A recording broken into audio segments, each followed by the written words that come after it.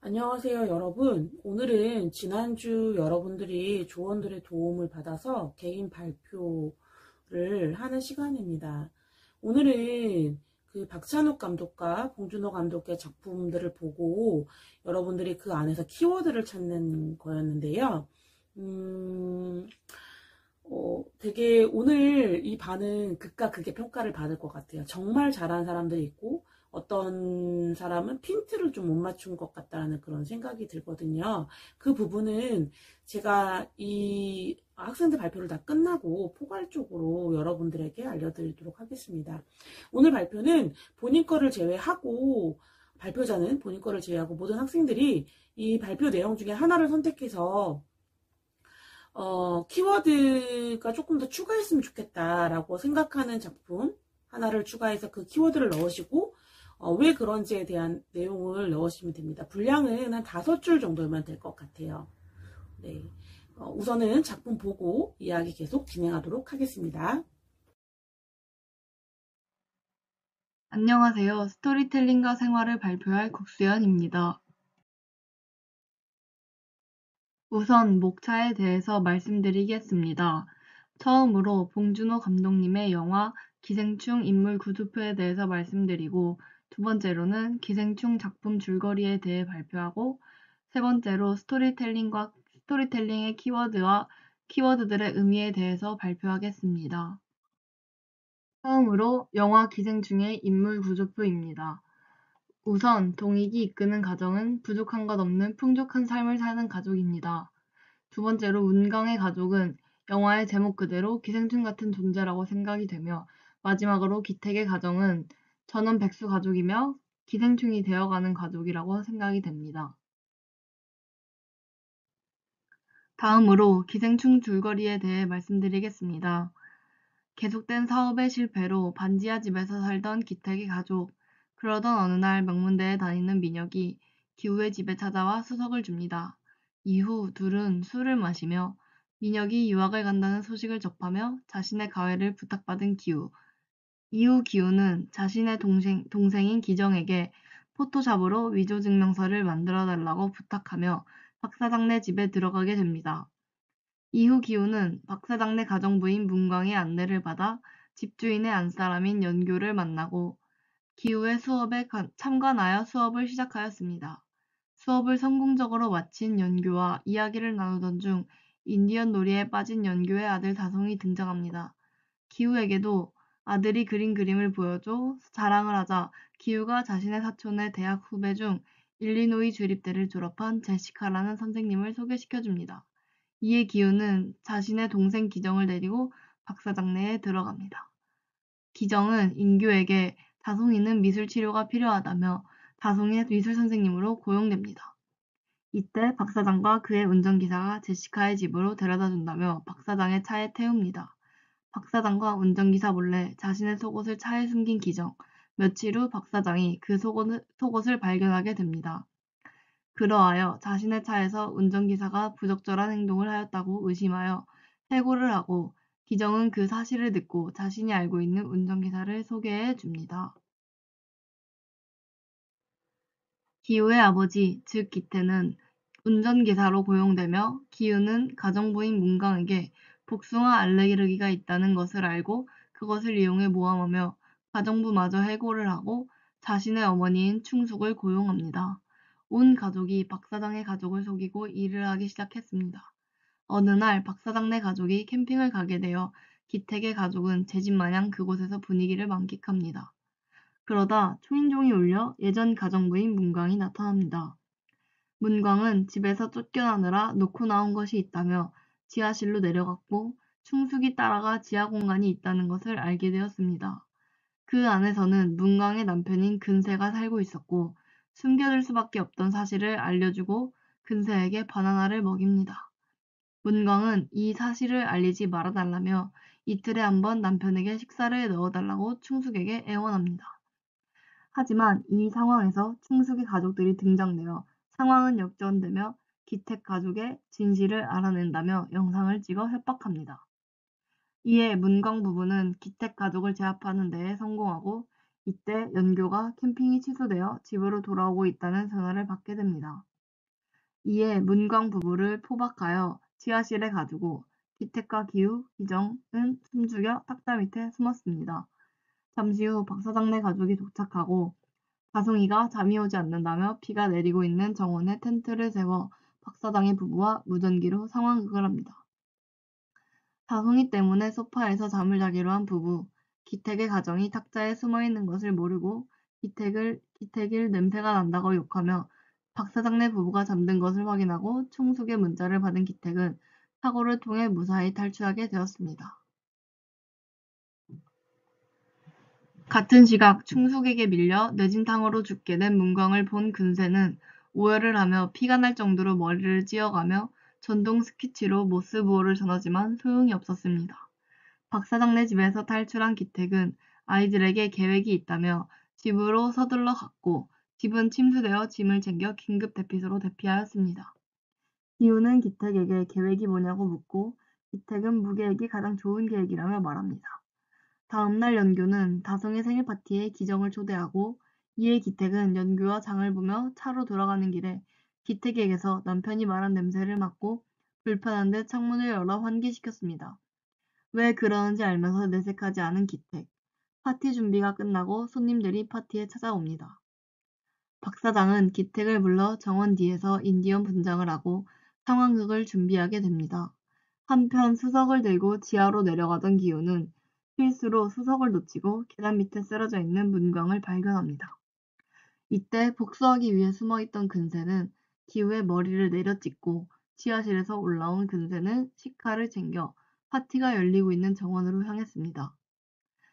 그리고 정원에서 기정을 칼로 찌르고 순식간에 파티는 아수라장이 되며 다송은 기절하게 됩니다. 충숙은 근세에게 달려들고 두 사람이 몸싸움을 벌이는 동안 기택은 자신의 아이들이 피 흘리는 모습을 보며 충격을 받아 억눌려 있던 감정이 폭발하며 박사장을 칼로 찌릅니다. 이를 본 연규는 기절하고 기택은 어딘가로 도망을 칩니다. 한 달 후 병원에서 깨어난 기우, 그리고 결국엔 죽은 기정. 기우와 충숙은 재판을 받지만 근세의 폭행과 정당방위로 인정되어 풀려나게 되고 박 사장을 살해한 기택은 여전히 행방불명의 상태가 되었습니다. 박 사장의 가족들이 이사를 한 후 아버지를 찾던 기우는 모스부호를 보내는 아버지를 깨닫고 기택이 지하실에 숨어있음을 알게 되었고 마지막으로 기우가 성공하여 박 사장의 집을 매입 후 아버지가 올라오시는 것을 기다리는데 그것은 꿈이었으며 기우와 충숙은 여전히 반지하에서 살며 영화가 끝이 납니다.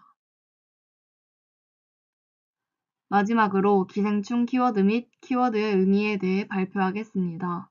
우선 제가 뽑은 기생충 키워드들은 풍자와 계층, 학벌, 낙하산, 모함, 빈부격차, 그리고 살아남기 위한 몸부림, 냄새, 아비규환이며 첫 번째로 풍자를 키워드로 뽑은 이유는 생각보다 순진하고 멍청한 지배층을 비난한다고 생각되어 키워드로 선정하였으며 이 영화가 계층으로 이루어져 있다고 생각하여 계층 또한 키워드로 선정하였습니다.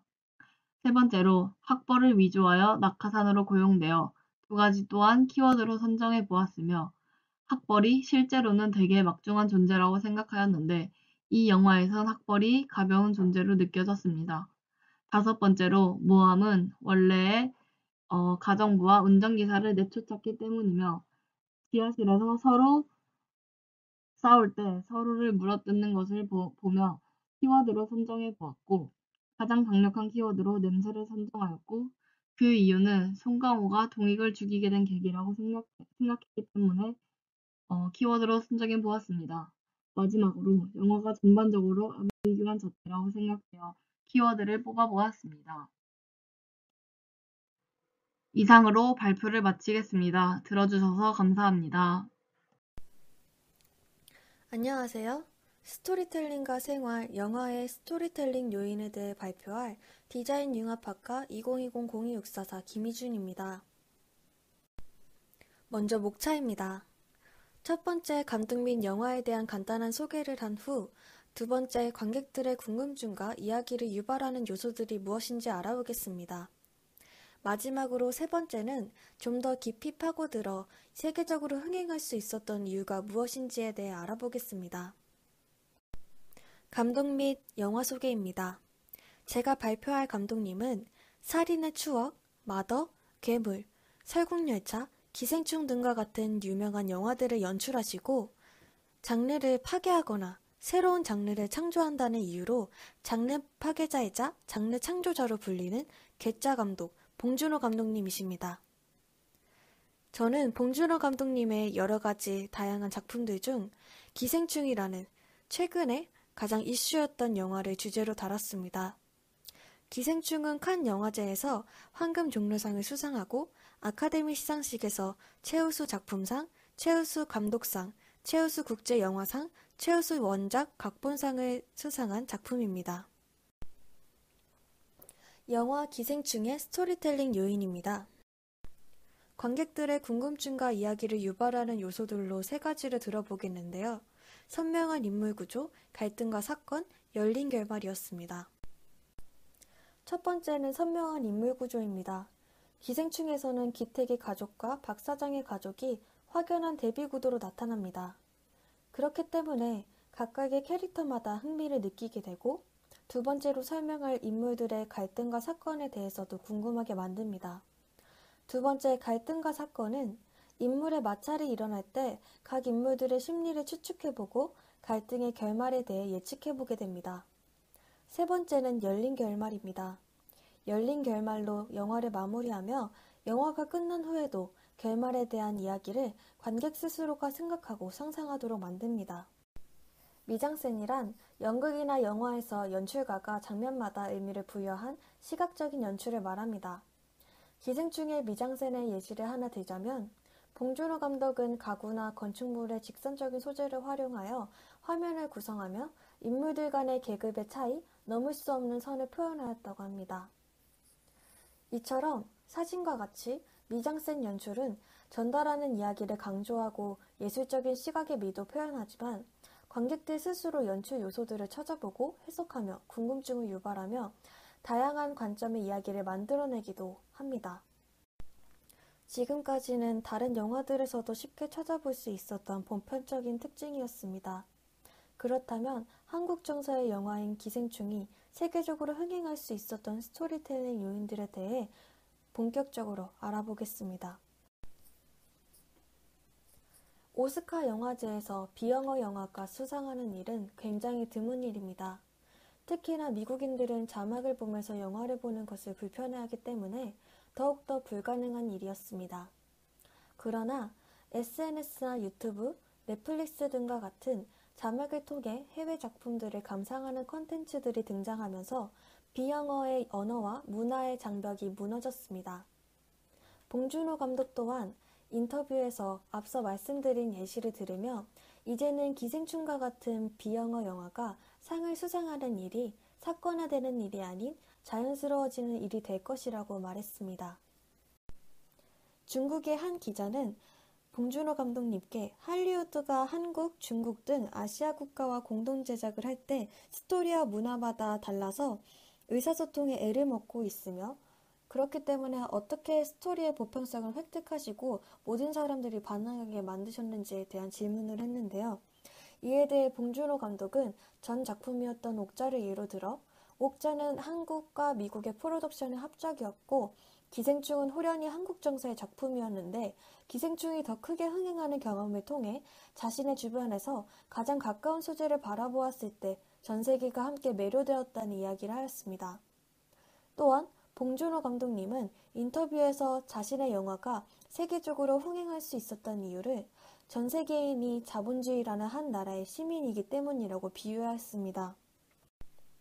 이처럼 자본주의와 빈부격차는 국경과 인종을 넘는 세계적인 통용 문제이기 때문에 전 세계의 공감 요소로 작용하고 그러므로 인물의 이야기와 파국의 결말 스토리가 먼 이야기가 아닌 누군가에게 일어나고 일어날 수 있는 현실 가능한 이야기로 느껴집니다. 영화는 현재 나아가고 있는 자본주의의 방향에 대해 깊게 고민하도록 만듭니다. 이탈리아의 한 기사에서는 기생충 장면 중 무릎을 꿇고 있는 장면으로 전환될 때 이탈리아의 사랑받는 가수 지안니 모란디의 무릎을 꿇고라는 칸촌의 음악이 나와 관심과 호응을 보였습니다. 또한 미국에서 한 잡지는 봉준호 감독은 기생충을 만들 때 히치콕 감독을 바라보며 만들었다는 글을 보였습니다. 이와 같이 이탈리아에서는 지안니 모란디의 칸초네 음악이, 미국에서는 히치콕 감독의 연출이 기생충에서 보였다는 반응을 보였습니다. 이처럼 봉준호 감독의 강점은 세계의 다양한 리퍼런스, 참고 지식을 흡수하여 자신의 것으로 만든다는 점입니다. 그렇기에 기생충이 한국적 정서의 영화임에도 불구하고 해외에서도 쉽게 이해하고 공감할 수 있는 이유는 봉준호 감독이 다양한 작품들을 보고 참고하였던 연출들 덕분이었습니다. 지금까지 긴 발표를 들어주셔서 감사합니다. 디자인 융합 박과 이지민, 봉준호 감독의 설국열차 키워드 시작하겠습니다. 먼저 해당 영화의 인물 관계도입니다. 첫 번째 키워드, 계급과 신분제도. 설국열차의 중심 키워드는 부활한 계급이다. 사람의 등급을 매겨 열차의 가장 끝 꼬리칸이라는 열악한 환경에서 최소한의 단백질만을 제공하며 열차 앞쪽 칸과의 사람들과 차별한다.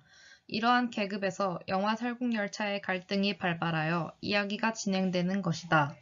비록 현대에 들어서며 폐지되었다고는 하나 아직도 세계 어딘가에서는 유지되고 있거나 과거에 우리에게도 존재했던 신분제도와도 밀접한 연관이 있기 때문에 직접 겪지 않아도 간접적으로 느끼며 이러한 부당함을 이해하고 있는 우리는 내용에 자동적으로 몰입하게 된다.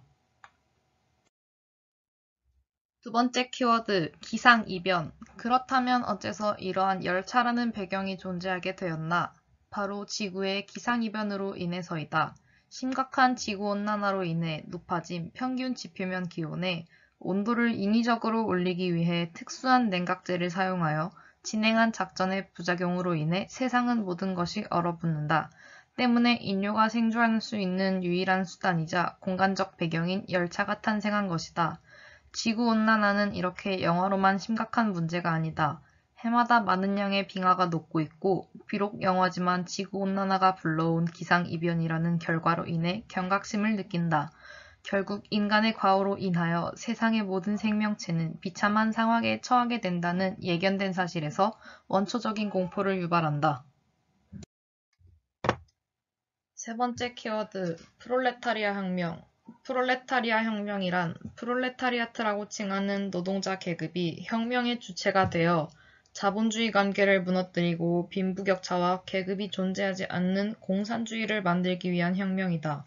즉 노동자 계급에 속하는 꼬리칸 사람들은 자신들이야말로 열차의 머리인 엔진칸을 장악하여 열차를 손에 넣고 모든 것을 해방하고자 하는 혁명을 일으킨다.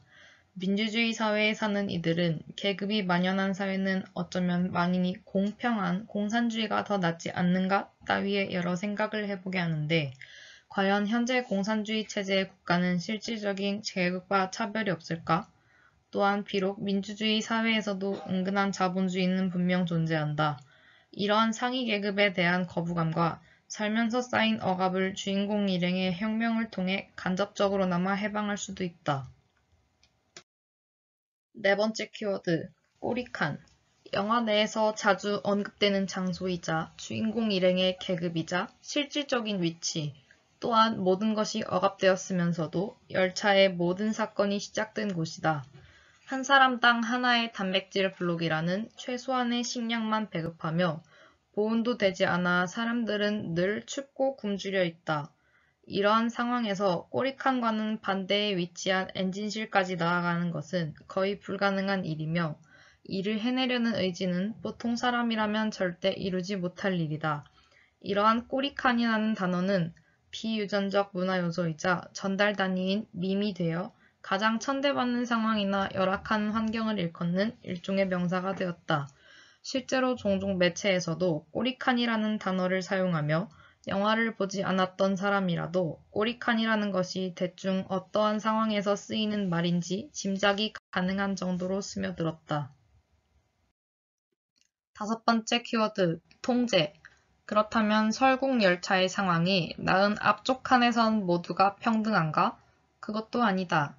열차를 만든 절대적인 권력자인 윌포드는 열차 전체의 계급을 정했고 또 그 계급에 해당하는 이들에 의해서 군사를 통하여 사람들을 통제하고 있다. 물론 넉넉한 환경, 즉 배가 부른 사람들은 욕망에 충실하게 충분히 많은 것들을 영유하고 있으니 굳이 정권에 반발하는 이유가 없는 것도 있으나 다른 사람들은 비윤리적인 방법인 총과 칼, 창으로 무장한 군인들에 의해 통제되며 군인들 또한 열차의 2인자 메이슨에게 통제된다. 소위 권력층이라 하는 사람들은 모두 윌포드에 의해 세뇌된 상황이며 갈수록 많은 사람들이 세뇌당한다. 즉 어디서도 통제를 벗어날 수는 없다. 사실 통제의 방법에도 여러 가지가 있지만 영화에서는 세뇌, 무력과 지위를 이용한 공포정치를 펼친다. 이러한 체제는 보는 이에게 반발심을 심기도 하고 내면의 불편함을 자극시키기도 한다. 6번째 키워드, 열린 결말. 스포일러가 될 수도 있겠지만 결국 설국열차에서 유일하게 살아남은 것은 남궁민 수의 딸인 요나와 타냐의 아들인 어린 남자의 티미뿐이다. 그러나 폭발한 열차에서 나온 둘은 얼어 죽지 않았고 오히려 밖에는 북극곰이 이쪽을 쳐다보는 것으로 영화가 끝난다. 북극곰의 생존은 여러 의미가 있다. 이미 열차가 아닌 곳에서도 생명체가 산다는 것. 이 사실을 인물 중 몇은 진작에 눈치를 챈 정황도 있다. 결국 마지막 인류가 밖으로 나갔지만 둘이 어떻게 될지는 모르는 상태로 영화를 끝내는 열린 결말은 시청자가 느끼기에 희극이 될 수도 비극이 될 수도 있는 말 그대로 결말이 정해지지 않아 엔딩을 결정하는 것은 보는 사람의 몫이다. 상상하는 사람이 느끼는 것이 결말이 되는 이런 엔딩은 궁금증을 유발하나 차라리 보는 사람으로서는 자신의 결말이 곧 영화의 결말이니 모두를 만족시키는 방법의 일종인 것이다. 이상으로 발표를 마치겠습니다. 감사합니다. 안녕하세요. 디자인영화과 이수연 발표 시작하겠습니다. 우선 저는 박찬욱 감독님의 영화 중 제가 제일 잘 알고 있기도 하고 유명한 아가씨를 선택해서 발표를 준비했습니다. 어딘가 모르게 순진한 구석이 있는 아가씨 이즈미 히데코. 유명한 도둑의 딸인 소매치기 고아 출신 하녀 남수키.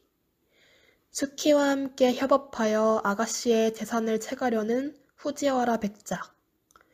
그리고 아가씨 히데코를 학대하는 이모부 코우즈키 노리아키. 인물 구조표를 보시면 영화 내용은 이 4명을 중심으로 흘러갑니다. 영화 아가씨의 줄거리를 설명하겠습니다. 1930년대 일제강점기의 한국. 유명한 도둑의 딸이자 고아인 남수키에게 백작이 찾아옵니다. 이즈미 히데코라는 돈 많은 일본 여자를 꼬셔서 결혼한 뒤 강제로 정신병원에 넣어 전 재산을 차지할 계획을 세우고 있는데 수키가 히데코의 집에 하녀로 들어가 백작을 사랑하도록 꼬드겨주면 히데코의 예물을 전부 수키에게 주겠다는 제안을 합니다.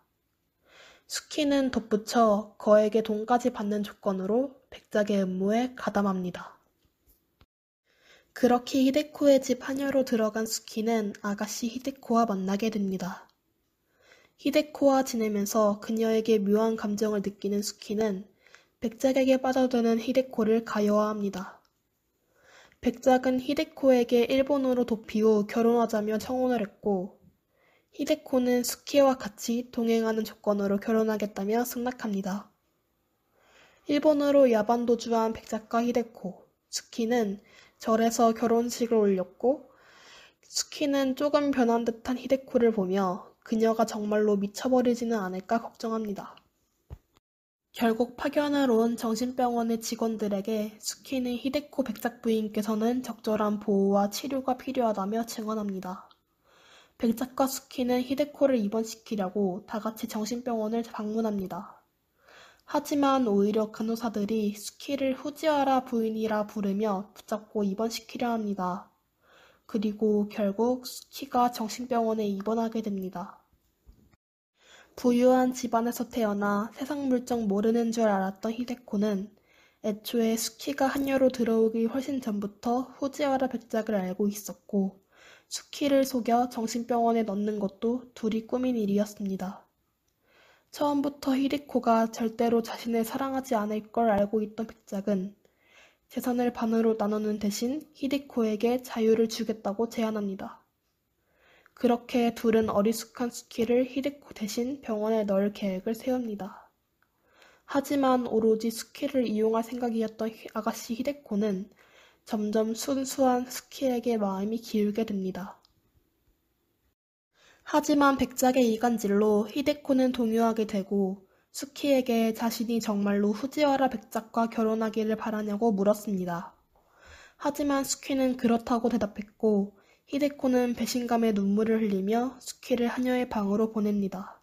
그리고 히데코는 밧줄을 꺼내서 밖으로 뛰쳐나가 자살을 시도하려 합니다. 하녀의 방에서 나온 수키는 사라진 밧줄을 보고 히데코가 자살하러 나갔음을 직감합니다. 밧줄에 목을 매단 히데코를 밑에서 잡고 울며 불며 사정하며 자신과 백작이 계획했던 일을 사실대로 전부 말합니다. 그걸 들은 히데코 역시 자신과 백작의 계획을 터놓습니다. 그리고 둘이서 백작을 배신할 계획을 세웁니다. 수키가 정신병원에 들어간 것도 실은 그녀들이 백작을 속이기 위한 계획의 일부였던 것입니다. 정신병원에 수키를 넣은 후 히데코는 백작을 유혹한 뒤 백작에게 받은 아편으로 그를 쓰러뜨리고 현금화시킨 재산을 가지고 정신병원에서 탈출한 수키와 재회합니다. 그리고 백작은 이모부의 해결사들에게 잡혀가서 고문을 당하다가 백작이 피는 담배의 독성 물질이 공기에 섞이게 되고 두 사람은 숨을 거두게 됩니다. 영화 아가씨를 키워드로 정리해보겠습니다. 첫 번째 키워드는 배신의 연속입니다. 처음에는 수키와 백작이 손을 잡고 아가씨 히데코를 정신병원에 입원시키려 했지만 알고 보니 상황은 반대였습니다. 히데코와 백작이 수키를 정신병원에 넣고 히데코가 수키로 살아갈 작전이었죠. 하지만 히데코의 눈앞에 수키가 나타난 후로 상황은 바뀌었습니다. 결국 둘은 자신들을 이용하려고 했던 백작을 배신하게 됩니다. 그들이 서로를 속이고 속이는 과정이 관객이 영화에 빠져들게 만들어 주었습니다. 두 번째 키워드는 인생을 망치려는 구원자입니다. 야반도주 하던 날의 밤, 수키는 히데코가 이모부에게 긴 시간 학대당한 걸 알고 분노하며 거대한 서재에 있던 서책들을 전부 찢고 망가뜨립니다. 이때 히데코는 다음과 같은 독백을 읽습니다. 내 인생을 망치러 온 나의 구원자, 나의 타마코, 나의 수키라고 말입니다. 이 말은 영화를 다 보고 제일 기억에 나는 말이었는데요. 수키를 생각하는 히데코의 마음을 한 줄로 표현하자면 딱 이렇다고 생각합니다. 자신의 지루하고 악몽 같았던 인생을 망치러 왔지만 그와 동시에 구원을 하러 왔다는 의미가 정말 인상 깊습니다. 세 번째 키워드는 타인에게 억압된 자유 되찾기입니다. 늘 이모부에게 억압받고 학대당하던 히데코가 수키를 만나게 되고 타인의 힘이 아닌 자신의 힘으로 백작을 쓰러뜨리게 됩니다. 그리고 돈을 챙겨서 수키를 만나러 갑니다. 이것을 통해 히데코는 능동적으로 행동을 할 수 있는 힘을 얻게 됐고 더 이상 억압을 받지 않고 자유를 되찾았다는 것을 알 수 있습니다. 네 번째 키워드는 군상극입니다. 이 영화는 처음엔 수키의 시점, 다음은 히데코의 시점으로 이루어지는데요. 이 두 가지의 시점을 통해 관객이 몰랐던 사실, 그리고 그들의 속사정을 알 수 있었습니다. 처음 수키의 시점만으로 봤을 때 히데코는 그저 순수하고 아무것도 모르는 아가씨였습니다. 하지만 히데코의 시점이 시작되자 그녀는 수키의 시점으로 봤던 것과는 다르게 더 영민하고 순수하지 않았습니다. 백작과 수키의 계략도 다 알고 있었던 것이었죠. 이 두 시점을 통해 등장인물들을 좀 더 입체적으로 바라볼 수 있던 것 같습니다. 되게 유명한 영화여서 언젠가 한 번은 봐야겠다 생각했었는데 이번 발표를 통해 보게 되어서 좋았고 같은 상황이지만 수키와 히데코의 다른 시점을 볼 수 있던 게 이 영화의 포인트였던 것 같습니다. 이상으로 발표 마치겠습니다. 감사합니다. 안녕하세요. 스토리텔링과 생활, 영화의 스토리텔링 구조화에 대해 발표를 하게 된 이희준입니다. 저는 이번 발표에서 영화 올드보이를 다루어 보려 합니다. 올드보이는 박찬욱 감독님의 2003년 작품입니다. 이 작품은 아직도 많은 인기를 끌고 있는 영화인데요. 올드보이는 박찬욱 감독님의 복수 시리즈 중 두 번째 작품이기도 합니다. 올드보이에서는 주요 인물 3명이 나옵니다. 감금당한 오대수와 복수를 하는 이유진, 그리고 오대수와 사랑에 빠지게 되는 미도, 이렇게 3명이 있습니다. 이 이외에는 이유진의 이복 누나인 이수아가 있습니다. 여기서 오대수와 미도는 아빠와 딸 사이이고 이복 남매인 이유진과 이수아는 서로 사랑하는 모습으로 나옵니다. 이 4명의 인물을 통해 복수와 그리고 금단에 대한 사랑을 영화 속에서 보여주고 있습니다. 올드보이의 줄거리를 살펴보겠습니다. 올드보이 속 주인공 중 한 명인 오대수는 아내와 어린 딸을 가진 술을 좋아하는 평범한 30대 직장인입니다. 올드보이는 어느 날 오대수가 딸아이 생일날 술에 취해 집으로 돌아가던 도중 알 수 없는 누군가에게 납치, 감금을 당하게 되면서 시작됩니다. 이유를 알 수 없는 감금 생활 동안 방 안에 있는 TV를 통해 아내가 살해된 소식을 듣고 자신을 가둔 사람에게 복수를 결심합니다. 감금 15년이 되던 해 오대수는 수면가스와 최면술사의 환각에 잠에 들었고 깨어나 보니 오대수는 아파트 옥상이었습니다. 그 후 일식집에서 보조 요리사로 일하고 있는 미도를 만나 미도의 도움을 받으며 자신의 딸의 행방을 알게 되고 범인에 대한 복수를 시작합니다. 실마리를 따라 자신을 감금한 범인을 알아내고 오대수는 범인을 죽이려 하지만 오대수는 자신을 가둔 이유를 알기 위해 다시 단서를 찾기 시작합니다. 오대수는 그 사이 위기를 맞은 미도를 구해주었고 연민과 불신으로 시작한 두 사람이지만 결국 사랑을 나누게 됩니다. 이후 오대수는 과거 자신이 잠시 다니던 학교에서 범인인 이유진과 그의 누나 이수아가 사랑을 나누는 것을 목격하고 그것을 친구에게 말해 소문이 나게 되었다는 것을 알게 되었습니다. 그 소문으로 인해 고통받던 이수아는 결국 자살을 하게 되었다는 것도 알게 되었죠. 이유진은 오대수의 혀로 인해 자신의 누나인 이수아가 자살한 것에 대한 복수를 하고 있던 것이었습니다. 오대수는 이 사실을 알고 이유진을 만나는데 그곳에서 미도는 15년 전 이별하게 되었던 자신의 딸이라는 것을 알게 되었고 미도에게 이 사실을 알리지 않는 것과 과거에 대한 사죄로 자신의 혀를 자릅니다. 자신과 똑같은 아픔을 주는 데에 성공한 이유진은 과거 기억의 고통과 허무함을 이기지 못하고 결국 자살을 합니다. 오대수는 자신의 딸과 사랑을 나눈 기억이 괴로워 최면술사에게 기억을 주어달라고 합니다. 정신을 차리고 보니 오대수는 눈밭에 있었고 미도는 오대수를 찾아와 사랑한다고 말합니다. 그것을 들은 오대수는 웃는 것도 우는 것도 아닌 표정을 지으며 영화는 끝이 나게 됩니다. 그럼 올드보이의 키워드를 살펴보겠습니다. 첫 번째로 복수입니다. 올드보이는 오대수가 감금당하는 동안 복수를 마음먹고 이유진은 오대수에게 과거에 대한 복수를 하고 있습니다. 이 영화는 처음부터 끝까지 복수라는 키워드 속에서 이야기가 전개됩니다. 과거 이유진에게 비극을 주었던 근친애를 오대수의 복수 방식으로 정합니다.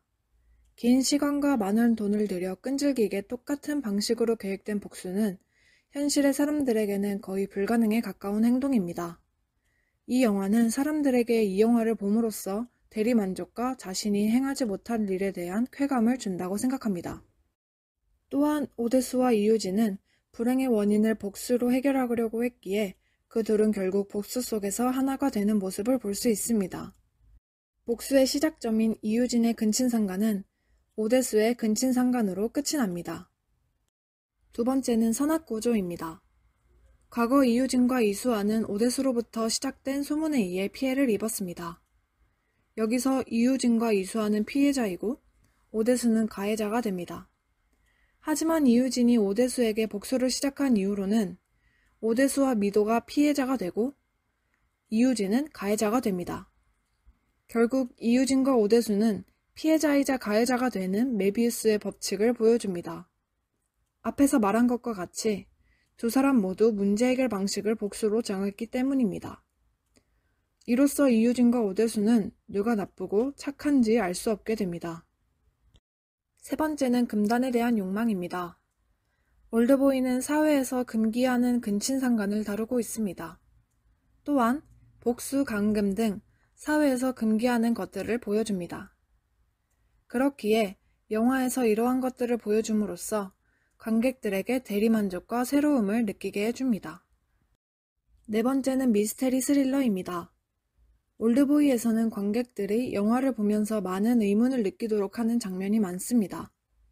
영화 초반에 오대수가 왜 감금되었는지에 대한 의문을 관객들은 가지게 되고 그 이유를 알기 위해 영화의 이야기에 자연스럽게 따라가게 됩니다. 이후 오대수가 낙지를 생으로 뜯어먹는 장면, 오대수가 갑자기 기절하는 장면 등 많은 장면에서 의문을 가지게 되어 더욱 영화에 몰입하게 만듭니다. 이로써 관객들의 호기심을 사로잡고 미스터리를 해결하기 위해 적극적으로 행동하는 주인공들을 따라 관객들은 더욱 이야기에서 벗어날 수 없게 됩니다. 그리고 올드보이는 오대수의 알 수 없는 표정으로 영화의 막을 내리면서 관객들에게 의문과 함께 깊은 여운을 남깁니다. 마지막으로는 오이디푸스입니다. 오이디푸스를 들어보지 못한 분들도 있을 거라 생각합니다. 오이디푸스 신화는 오이디푸스와 그의 아버지 라이오스가 운명을 피하려 노력하지만 결국 예언대로 오이디푸스는 아버지를 죽이고 어머니를 왕비로 맞이하게 됩니다. 그 결과 오이디푸스는 죄책감에 자신의 눈을 뽑아버리는 비극적인 이야기입니다. 올드보이는 오이디푸스를 많이 인용하고 있습니다. 오이디푸스와 어머니 이오카스테 사이에서 일어나는 근친상간을 이복남매 이수아와 이유진, 아버지 오대수와 딸 미도 사이에서 보여주고 있습니다. 또한 자신의 눈을 뽑아버린 오이디푸스와 마찬가지로 오대수는 자신의 혀를 자르고 이유진은 자살하는 모습이 많이 닮아있는 것을 볼 수 있습니다. 올드보이는 아직도 많은 사람들이 찾아보는 영화 중 하나입니다. 사회에서 금기시하는 많은 것들을 다루면서 영화 속 담긴 의미가 많아 많은 사람들이 인정하고 찾아보는 것 같습니다. 이상으로 박찬욱 감독님의 올드보이 발표를 마치겠습니다. 감사합니다. 네, 친구들 거 잘 보셨나요? 조금 많이 차이가 나죠? 우선 국수연 학생 작품은 좀 줄거리가 조금 길었어요. 조금 더 짧았으면 좋지 않았을까라는 생각이 듭니다. 그리고 키워드도 너무 많았는데요. 더 줄일 수 있지 않았을까라는 그런 생각이 듭니다. 우선은 잘 뽑아내긴 했어요. 제가 여러분들이 그 작품을 통해서 봤으면 좋겠다라는 거를 다 뽑아내긴 했습니다. 풍자, 계급, 유머, 그 다음에 반전, 이런 식으로 하면 더 좋지 않았을까라는 그런 생각이 듭니다. 반면에 김희준 학생은 너무 포괄적으로 그려내서 제가 원하던 발표 내용과는 좀 차이가 좀 많이 컸어요. 그래서 노력은 진짜 너무 많이 했다라는 게 느껴지는데 실제로 발표 내용은 근데 다시 키워드를 정해야 되지 않나라는 그런 생각이 들었습니다. 그리고 이수연 학생의 내용을 듣고서 이제 제가 들었던 생각이 뭐가 있냐면 박찬욱 감독의 그 가장 큰 특징은 반전과 아이러니예요. 그러니까 내가 의도하지 않았던 거. 그러니까 우리가 어떤 이야기를 그릴 때 풍자, 패러디, 아이러니 이런 것들이 있잖아요. 이 작품이 박찬욱 감독도 그렇고 마찬가지고 봉준호 감독도 동일하게 드러나요. 근데 여기에서는 이수연 학생이 다룬 작품에서는 그 세 가지 것 중에 아이러니가 더 많이 담지 않았나라는 그런 생각이 듭니다. 그리고 네, 그다음에 이희준 학생 거는 정말 잘 만들었어요. 제가 원하는 대로 네, 가장 잘 만든 발표지가 아니었나라는 그런 생각이 드네요. 이지민 학생 것도 좋았습니다. 근데 다만 전체 줄거리를 앞으로 소개해 줬다면 더 좋지 않았을까라는 그런 생각이 듭니다. 네, 고생하셨습니다. 오늘 당일 제출 과제 잊지 마시고 부족한 부분들, 친구들 거를 보고 조금 더 채웠으면 좋겠다라고 생각하는 부분들을 네, 오늘 자정까지 네, 올리시면 될 것 같습니다. 자정은 좀 또 이제 이렇게 넘어가니까 좀 안 되니까 오늘 밤 11시까지 올리는 걸로 하겠습니다. 다음 주에는 정상 수업으로 진행하도록 하겠습니다.